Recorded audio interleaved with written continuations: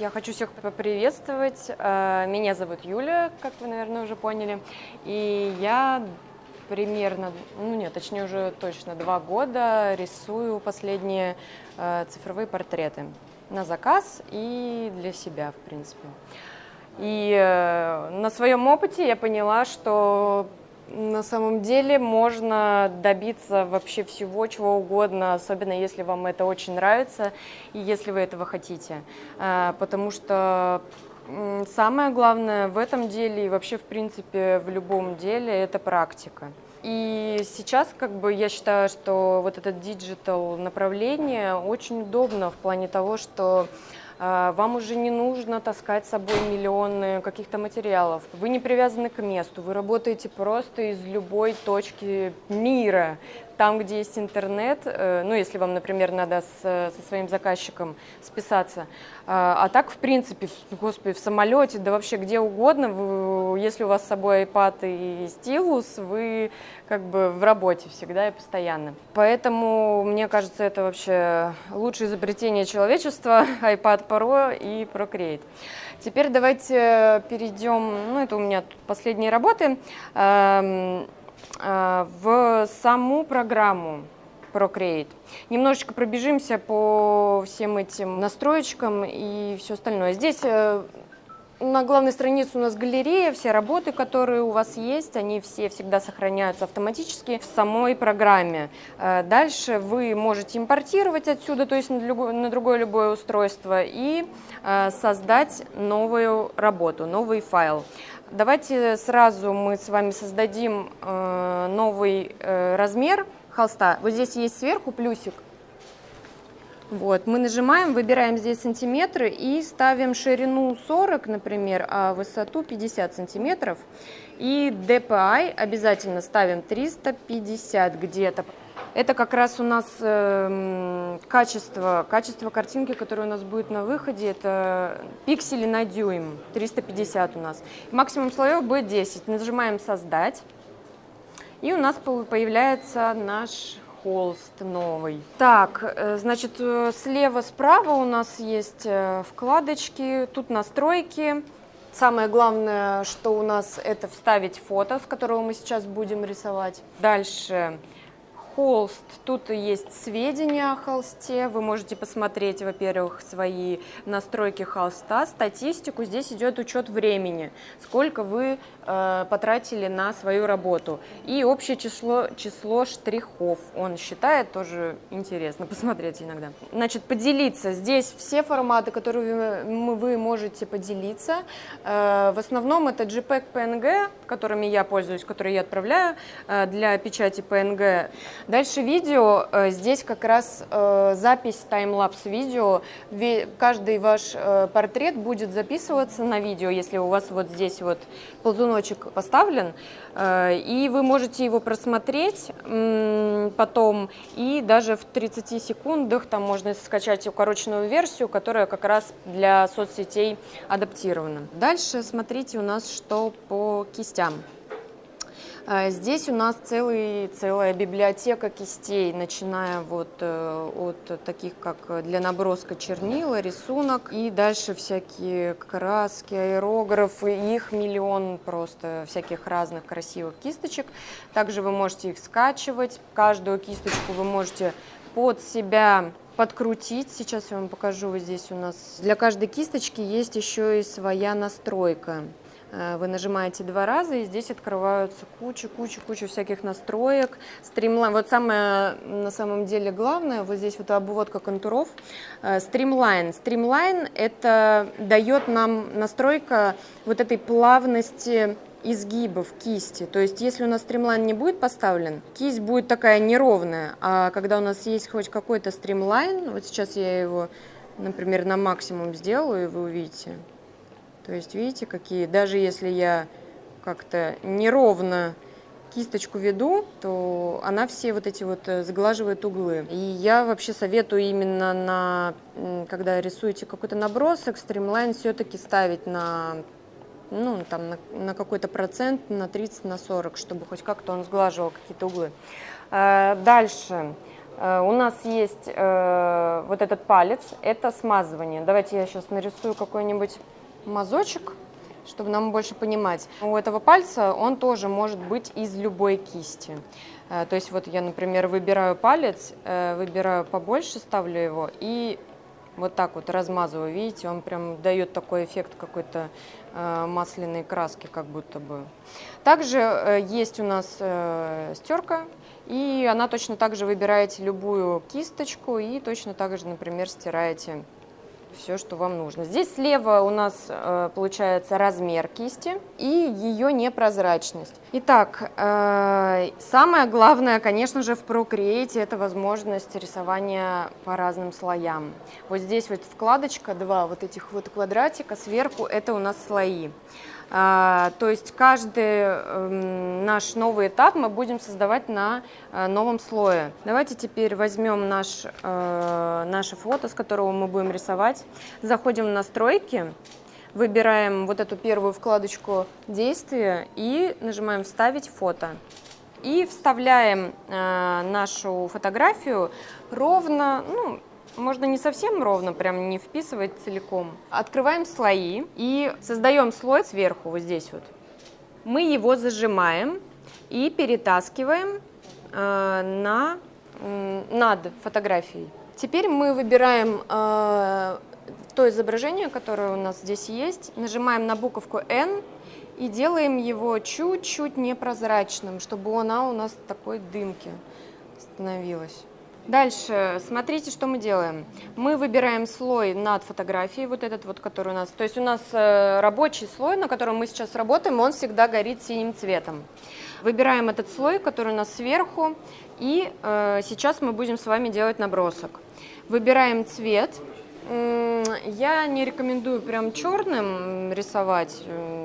Вот. Давайте выберем какой-нибудь ближе к черному, но не совсем черный, какой-нибудь темно-темно-коричневый. И для кисти с наброском вот здесь у меня есть просачивание чернил. И давайте по контуру весь этот рисуночек мы сейчас будем обводить. То есть само лицо, волосы, чуть-чуть чисто по контуру шляпку и чуть-чуть по контуру саму одежду. Смотрите, от нажатия тоже очень все зависит. Во-первых, выставляете непрозрачность кисти чуть, ну, можно сказать, чуть меньше даже, чем половина. Вот, чтобы у вас не было прям таких черных сильных линий. Чуть меньше, чем половина ставим. И по контуру, вот здесь вот само личико. И такими движениями, плавными, потихонечку мы с вами обводим лицо. Также вы можете вот так вот пальчиками поворачивать. Вам не обязательно поворачивать сам iPad. Вы можете спокойно поворачивать холст. Что-то стирать, если у вас не получилось. Также для того, чтобы отменить действие, нужно двумя пальцами нажать на экран. Сразу, одновременно двумя. Волосы тоже показываем такими штришками. Не нужно там вырисовывать каждую волосинку, чисто форму, как она лежит, чтобы было понятно. Шляпка у нас вот здесь. Бровки у нас, смотрите, сначала я как это делаю. Рисую сам контур, а потом внутри я показываю отдельно бровки. По поводу глаз. Сейчас я вот нарисую века. Стрелочка у нас здесь у девушки нарисована стрелочка. Мы ее тоже обводим. Тоже обводим саму форму глаза. Слизнячок. Также не забываем, что здесь внутри у нас есть внутренняя такая толщинка у глаза, которая как раз нам придает объем нашему глазику. Дальше у нас радужка и зрачок. Его мы можем закрасить сразу же черным. Также под глазиком, смотрите, небольшими штришочками мы можем показать, что у нас есть вот это вот нижнее веко, чтобы тоже нам было видно, что глаз у нас объемный. И в дальнейшем мы будем цветом тоже это прорабатывать. Второй глазик тоже. Поверх зрачка потом мы будем уже, когда с цветом работать, потом мы будем рисовать блик на глазике. Дальше у нас идет носик. Он идет у нас, можно сказать, практически от бровки начинается. И он такой прям выгнутый, узенький. И показываем сразу, потом мы это сотрем, блик на носике, чтобы мы потом знали, где нам этот блик поставить. Так, ну и губки. И вот здесь вот у нас ямочка над губой. Тоже мы ее легонечко выделяем, чтобы про нее не забыть. Ну и в принципе, как бы этого достаточно. А, нет, что еще у нас? У нас же реснички. Я рекомендую рисовать реснички от кончика к основанию. И такими, знаете, больше даже пучками их рисовать. И смотрите, еще нажатие кисти. Вы должны понимать, что здесь именно вот в Procreate стилус реагирует на нажатие. То есть если, ну, на этой кисти, может быть, это не особо заметно, но если мы возьмем другую кисточку, какую-нибудь, например, аэрограф, то если я буду вести еле-еле плавно, а потом нажму сильно, то это будет большая разница. И это надо учитывать, когда вы рисуете, например, тоже реснички. Начинаем мы с такого не сильного нажатия, а заканчиваем более таким плотным. И давайте сделаем саму стрелочку, которая у нас на глазу, более так плотненько закрасим ее сразу, потому что она черная. Смотрите, еще сейчас мы обозначим, где у нас блик. На скуле, вот здесь, на самое светлое место. Мы его сразу тоже обозначим, чтобы нам знать, где у нас свет падает. И обозначим как раз вот эту самую темную часть под скулой. Вот эту вот таким небольшим штришочком можно обозначить. Также можно немножечко, да, тут еще под губой подбородочек обозначить, где у нас будет. Я очень еще люблю во время того, как рисую набросок, выключать как раз слой с изображением, чтобы понимать вообще, что там происходит. Для этого нужно вот здесь вот галочку убрать, и тогда она у нас исчезнет, сама фотография.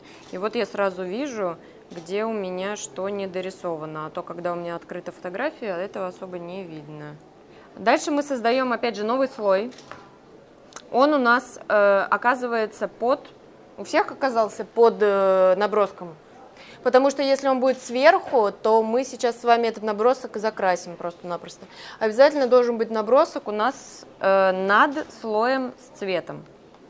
Еще такой момент, чтобы у вас был рядом ваше фото, чтобы вам сравнивать, как у вас получается, и вообще, в принципе, срисовывать. Мы сейчас возьмем эту фотографию, опять вернем у нее видимость и нажмем вот на эту стрелочку, которая у нас сверху. Это сразу выделит нам эту фотку, и мы сможем опять ее двигать. И давайте поставим ее куда-нибудь вниз, самый, вот здесь вот. Дальше мы переходим на... Созданный слой у вас уже есть? Новый. Он должен быть обязательно под слоем с наброском.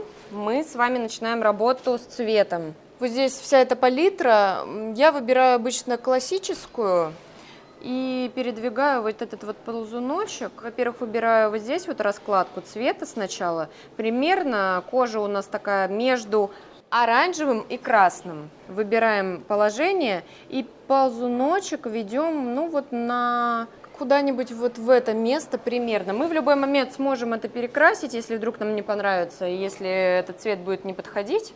Мы выбираем теперь для заливки цветом. В принципе, можно любую кисть использовать, но я люблю аэрограф. Поэтому выбираем кисть аэрограф. Там выбираем аэрограф средней твердости. И заливаем личико. Личико и шею, не забываем шею. Смотрите, если вдруг вы вышли за краешки, ничего страшного. Давайте создадим сейчас еще один слой. Он у нас будет тоже под наброском, но мы его перетащим под лицо. Сейчас мы сделаем с вами давайте одежду и шляпу. Она у нас будет все одного цвета, как на наброске. Мы с вами выберем, опять же, не черный цвет, а какой-нибудь ближе, вот сюда уводим к фиолетовому и ближе к черному, но это будет все равно не черный, какой-то темно-темно-темно-фиолетовый. И выбираем кисть. Кисть, давайте выберем краски. И в красках у нас есть плоская кисть. Она вот так вот выглядит. Мы с вами возьмем и чуть увеличим наполовину где-то, возможно, даже чуть больше. Она тоже очень реагирует на нажим. Мы когда нажимаем плавно, чуть-чуть, она такая полупрозрачная. И еще от наложения зависит, чем больше мы друг на друга накладываем этих слоев, мазка вот этого, она становится темнее. Мы сейчас непрозрачность практически целиком уводим, ну даже можно целиком, на самый верх и делаем с вами шляпку.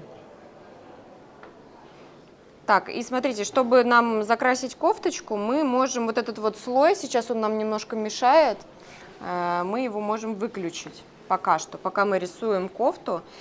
Только не забудьте опять вернуться на слой с одеждой и закрасить. Можно небрежно как-нибудь. И вот смотрите, мы как бы закрашиваем поверх лица, но оно у нас не закрашивается, потому что слой у нас под лицом получается. Смотрите, выбираем дальше слой с личиком и убираем вот все, что нам мешает, например, вот здесь. Все, что за рамки у нас выходит, мы стираем. Дальше следующий слой у нас пойдет, он будет поверх лица, потому что мы будем рисовать волосы. Волосы мы возьмем такого больше коричневого цвета и закрашиваем. Смотрите на кончиках, чтобы не было такого, что вы ведете, и вот у вас просто такой обрубыш в конце. Наоборот, с конца ведите кисть. И опять же вот этот вот нажим, еле-еле нажимая. Еще, кстати, самое главное, ты не сказала, пипетка. Чтобы воспользоваться пипеткой, то есть взять цвет уже с картинки, которая у нас есть, мы зажимаем пальцем на этом цвете, и вот видите, открывается вот такая вот штучка. И на тот цвет, который нам нужен, мы его выбираем, и он у нас появляется в палитре. Ну, то есть он уже у нас выбран. Дальше, вот, например, сейчас я смотрю и хочу, чтобы цвет волос был немного другим. Вот это вот сверху палочка такая волшебная открывается. И здесь есть тон, насыщенность, яркость. Я открываю ее, и смотрите, что получается.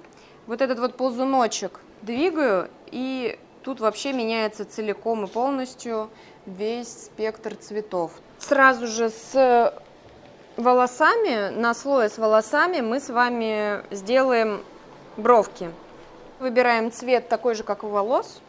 Выбираем аэрограф, вот этот вот средний, и закрашиваем бровки. Смотрите, от начала бровка, она всегда такая не обрубленная. Под легким нажимом мы вот в начале кисточкой работаем, чтобы в начале она не была прям таким обрубленным.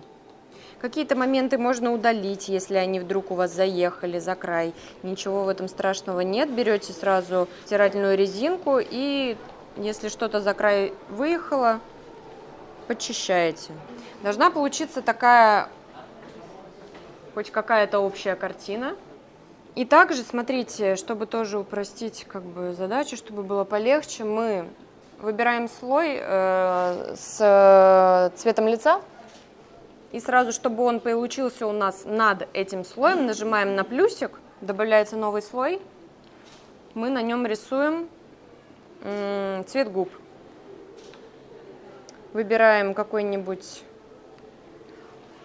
ближе, не красный, конечно, но вот какой-нибудь такой более тусклее, чем красный. Где-нибудь здесь, в этом промежутке.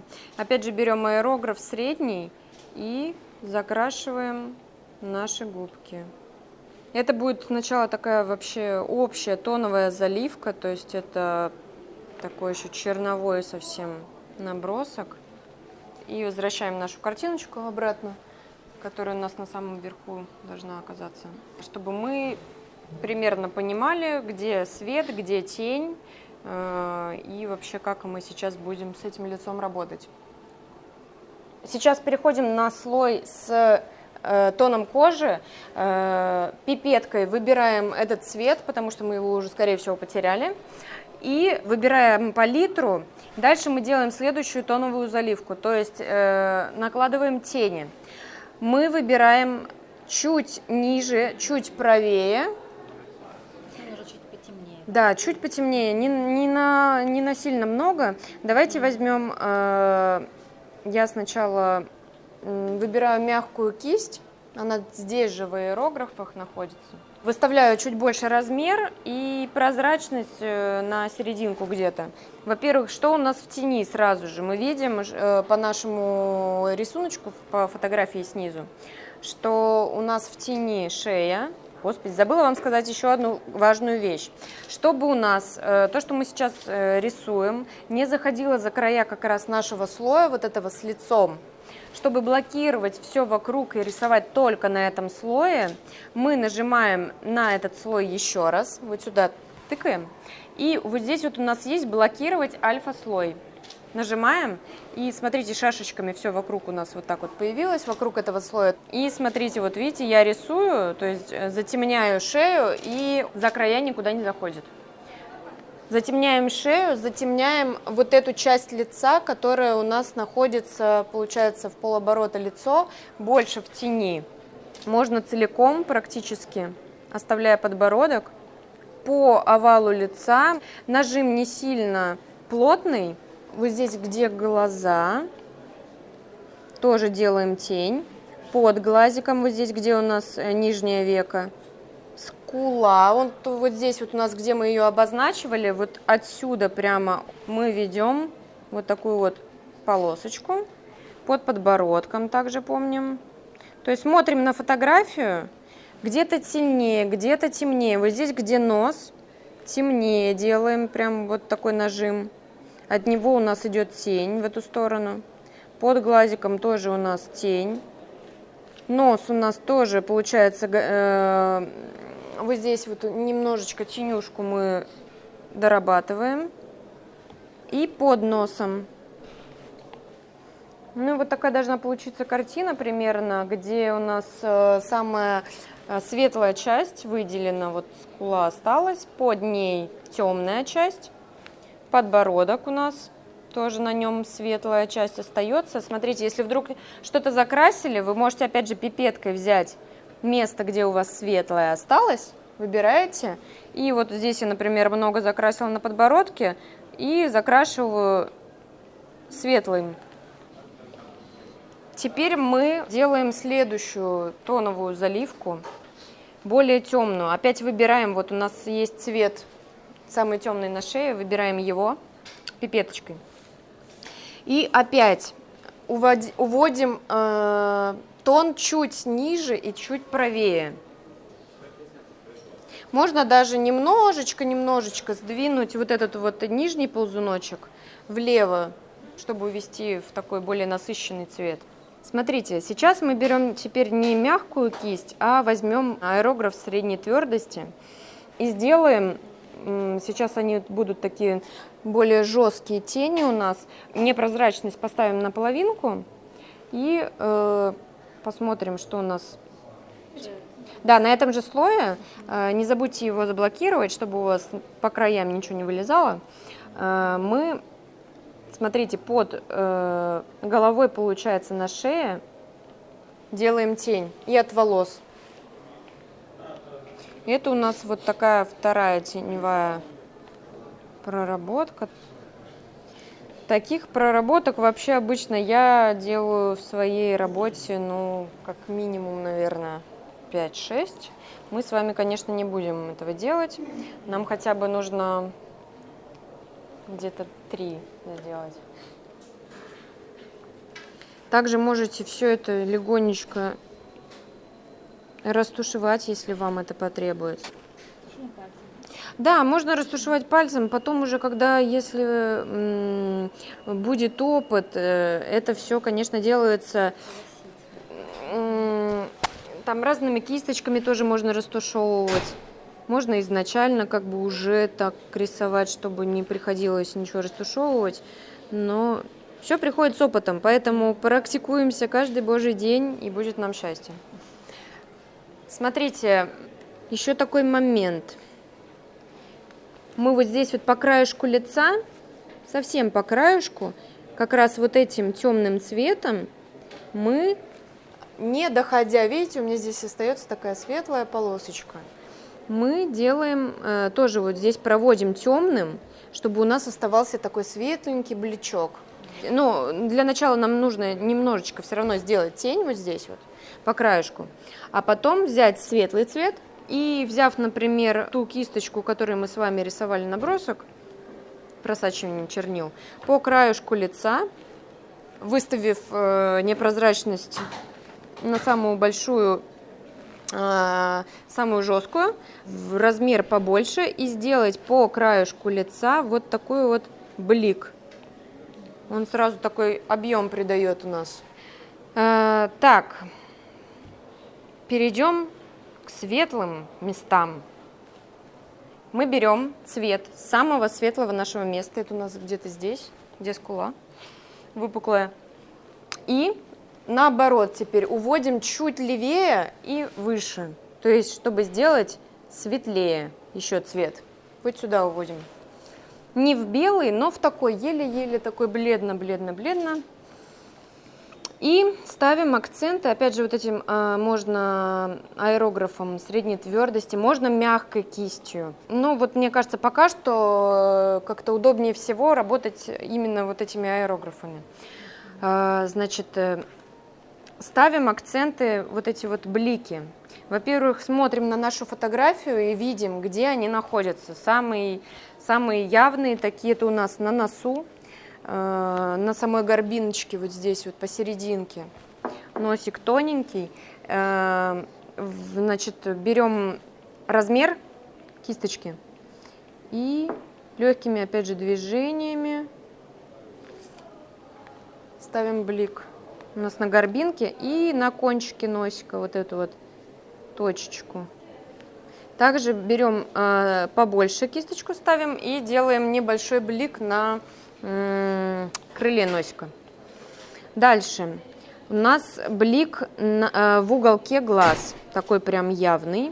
Мы тоже его вырисовываем над губой. Ну и самый большой, берем кисточку побольше, ну точнее ту же самую аэрограф, только делаем ее побольше. И вот здесь на области скулы выпуклой мы ставим такой бличок яркий. Убираем, чтобы убрать нам вот эту вот круглую, ненужную нам вещь теперь, мы заходим на слой с наброском, выбираем стиральную резинку и просто стираем, чтобы он нам не мешался. Можно вот здесь, вот, где скула, тоже убрать это место, потому что мы уже нарисовали ее, можно сказать. Возвращаемся обратно на слой с лицом. И также еще делаем бличок у нас вот здесь, вот свет у нас падает на эту область. Самая яркая у нас здесь скула, вот здесь в уголке глаза и над бровкой. Не забывайте, что это все на слое с цветом, с лица. И на подбородке тоже. Также можно сделать вот здесь в уголке рта небольшой блик. И под бровкой, которая ближе к нам. Вот здесь вот такая полосочка. И вот немножко к концу она там расширяется. На второй бровке тоже по краешку можно сделать такой небольшой бличок. И выбираем, можно выбрать другую кисточку просачивания чернил, опять же, которая тоненькая. И ей еще какие-нибудь моменты проработать, только непрозрачность убрать поменьше. Сделать, опять же, на носике контур носика. Смотрите, вот я делаю ему блик вот этот вот по краю. И он у нас сразу выделился так побольше. На подбородке по краю тоже блик. Также внутри глазика, вот здесь вот у нас светлое место. Мы его тоже светлым, тоненькой светлой кисточкой прокрашиваем. Дальше, если закончили со светлыми бликами, глаза. Глаза у нас не проработаны. Берем стирательную резинку, выбираем слой с цветом кожи, и вот эти вот места у нас белка глаза мы удаляем, стираем. Это на слое с кожей у нас, видите, были закрашенные глаза тоже. Мы их сейчас, это место удалим, сотрем. Возьмем, вы здесь не пугайтесь, у нас просто за этим слоем слой с шляпой, который темно-синий, поэтому такой цвет получается. Мы стираем, а сзади остается. Мы можем перейти на слой с шляпой и тоже в этом месте удалить. И смотрите, чтобы нам теперь поработать с глазами, возьмем слой, который у нас под нашим тоном кожи. Это у нас слой с шляпкой. И выбираем цвет для нашего белка глаза. Глаз он у нас, в принципе, ну, кажется, что белок сам белый, но на самом деле мы ему дадим хоть какой-то тон, еле-еле-еле голубоватый вот здесь вот, бледный совсем. Далее возьмем чуть, опять тоже у нас на самом белке глаза от века тоже есть тень небольшая. Мы ее сейчас прорисуем, сделая чуть темнее, опять же, вот здесь вот возьмем такой серо-голубой цвет, возьмем аэрограф, ну, какую-нибудь кисть, не тоненькую, и сделаем чуть поменьше, и вот это вот место по форме глазика сделаем потемнее. За счет этого будет виден объем на глазике у нас.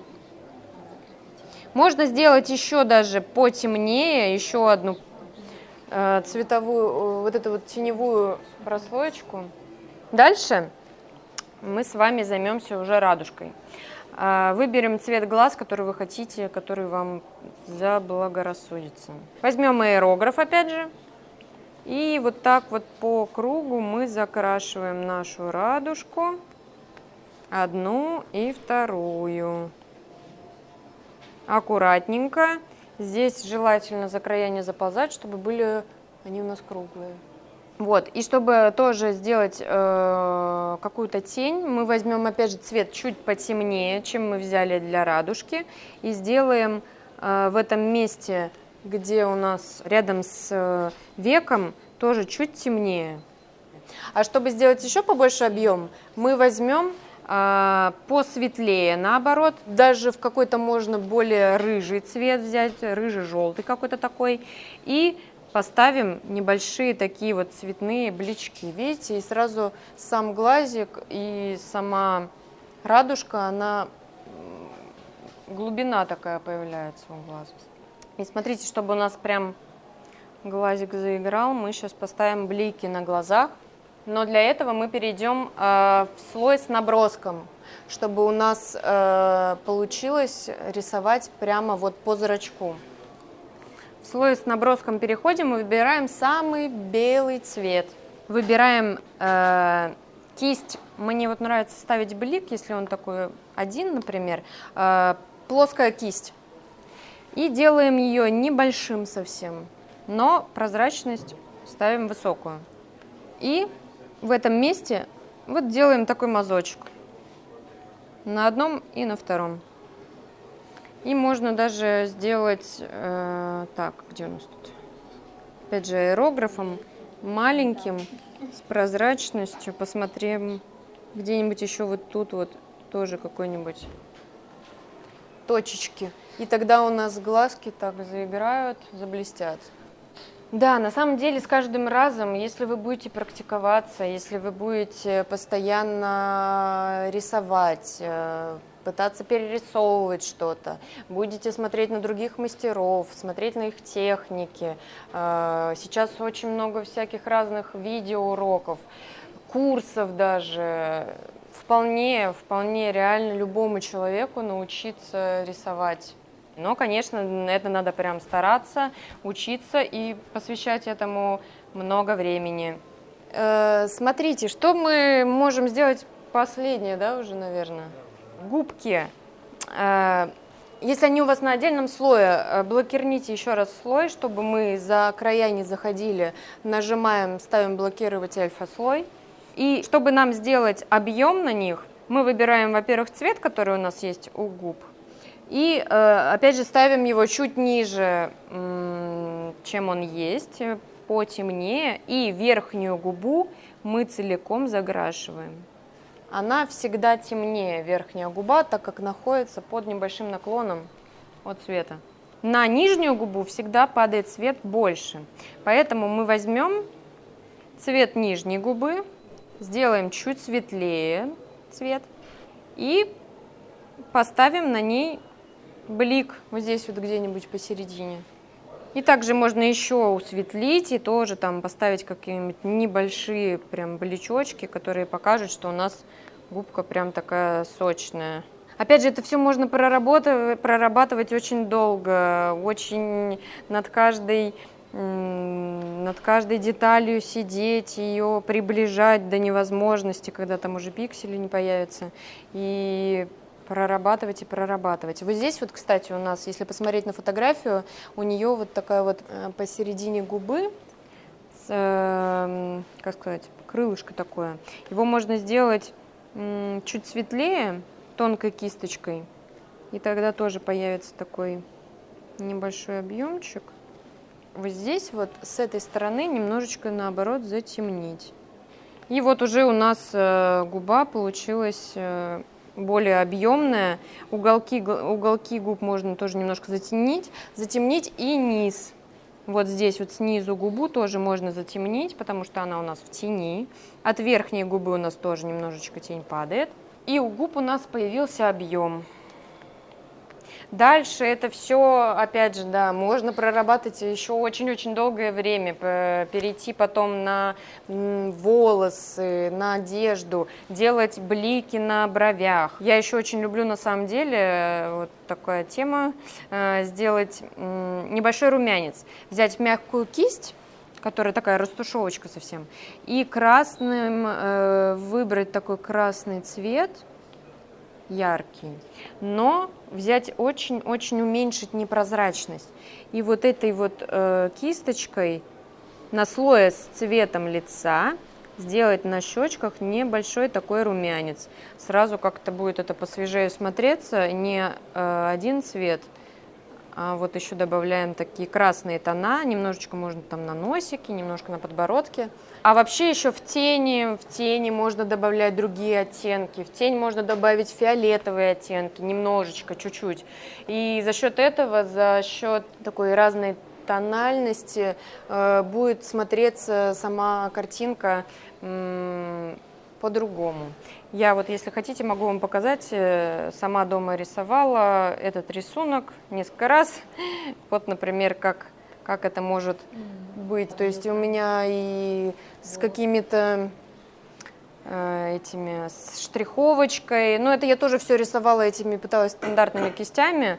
Глаза разные, блики на бровях, блик такой посветлее на скуле у нас на подбородке. Тут же второй раз нарисовала опять, но здесь, правда, глаза не доработала немножко. Он тоже получился немножечко какой-то совсем другой. Никогда не получится чего-то прям одинаково, даже если вы будете срисовывать, не получится прям четко всегда какой-то картинки прям точь-в-точь. Вот.